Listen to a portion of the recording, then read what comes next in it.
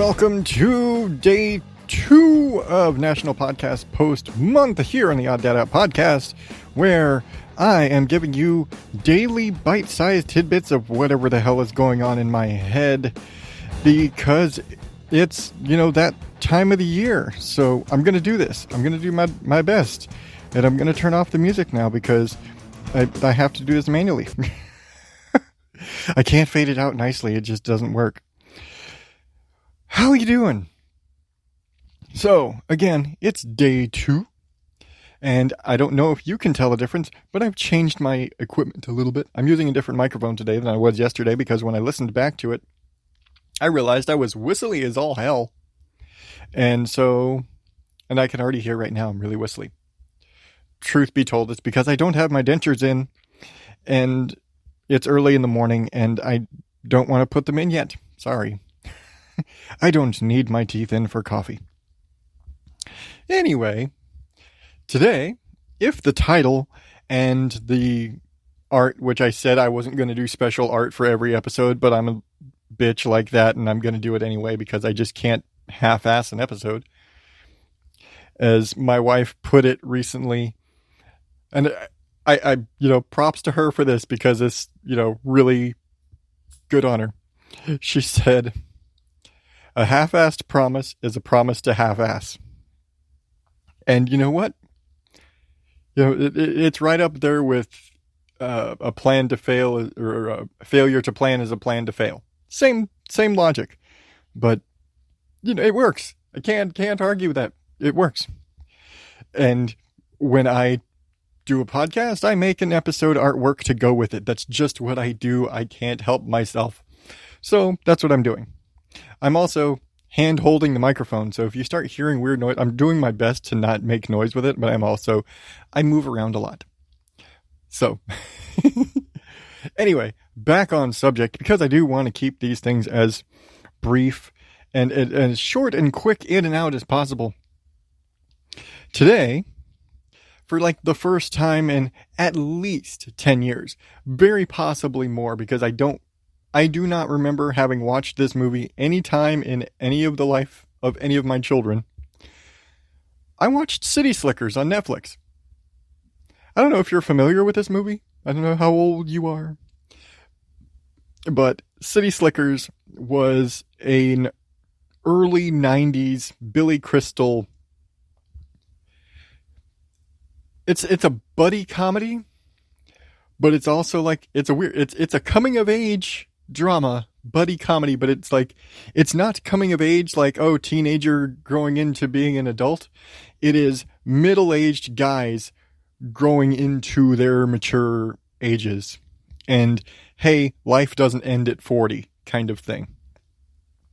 And if you aren't familiar, quick synopsis: Billy Crystal, he just turned 39. He's kind of going through the midlife crisis thing. He's got his 2 best friends. They hang out all the time, do adventures and shit, because one of them likes to go whitewater rafting and go on crazy adventures and bungee jumping, all that sort of shit, and he drags them all along with him. Well, this time, for Billy Crystal, Mitch, for his 39th birthday, he's like, "Hey, we're going to go on a cattle drive, and we're going to, Old West style, on horseback, riding, moving the cattle from one ranch in New Mexico to another ranch in Colorado, through the mountains like old cowboys, and we're going to play cowboys for a couple of weeks." And really, all 3 guys have their own stuff going on. They've all got their own drama, their own family stuff, their own personal issues to work out. And they all kind of come into this situation where, they need to get out. They need to get away from their regular life. They need to do something.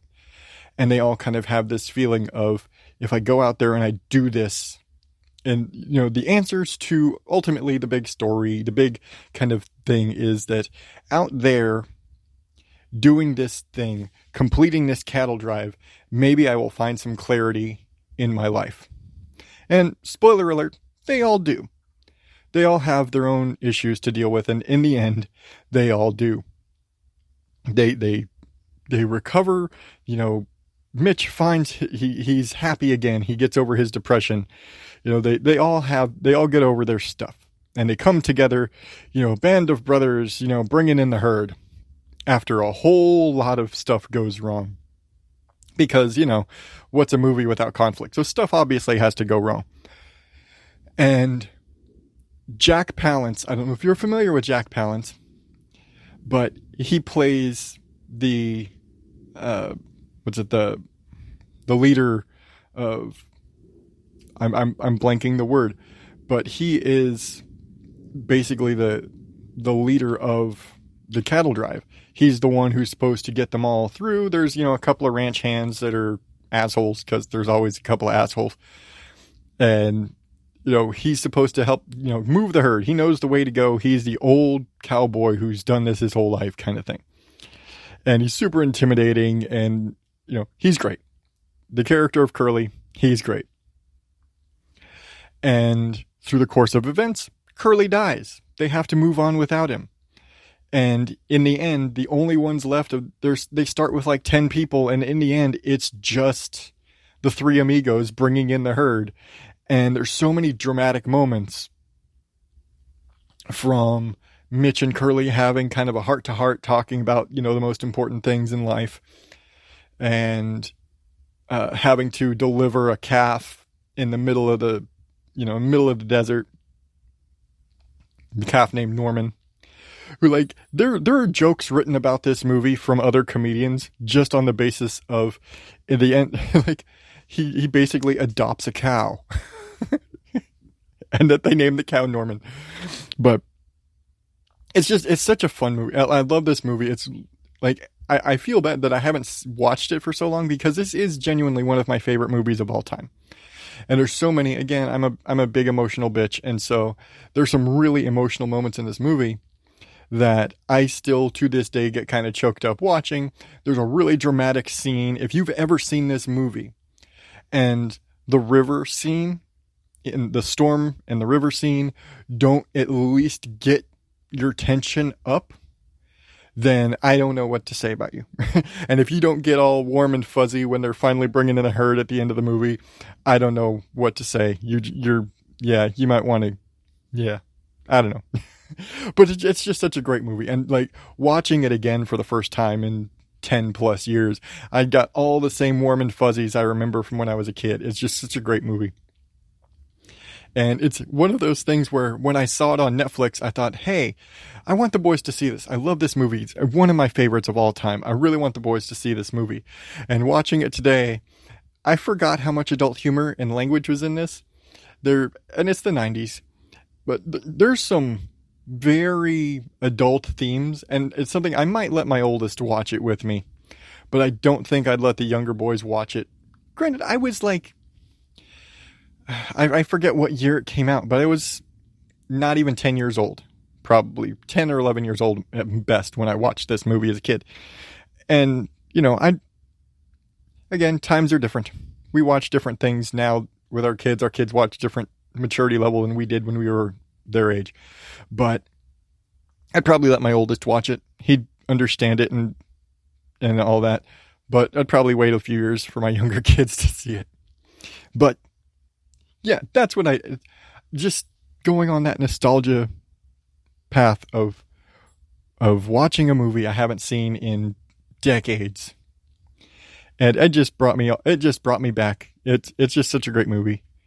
And yeah, that's it. City Slickers, currently on Netflix. If you want to hear somebody else's take on it, we watched a thing, I believe, I can't remember. I know they did it last year sometime, I believe.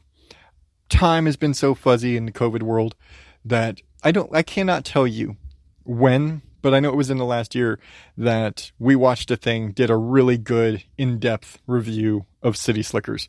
Far more than I got just me sitting here spewing nostalgia and poor cliff notes. But yeah, great movie. It's a classic. It is a classic movie. So many like just super memorable moments. Once you're back into this movie, if you've ever seen it, once you start watching it again, it all comes back to you, and just watch like the crude humor, the jokes about recording on a VCR, discussions about their best and worst day in life, all of the brotherhood and bonding moments and the tension and the scary bits. It all just comes right back to you. So if you've ever seen this and you appreciate it, go watch City Slickers on Netflix right now, at least in the US. I can't speak for overseas. Sorry, guys. But yeah, that's it. Still don't know how to end these things. Just telling you. All right. That's going to be it. Way longer than I wanted to do today, but when I like something, I just start going and going and going. So sorry to say. I think I'm going to end the same way I did last time with the weird creepy music. Let's get some creepy music, some audience, and some creepy music. And we will get out of here. And until tomorrow, oddballs, thank you and have a nice day.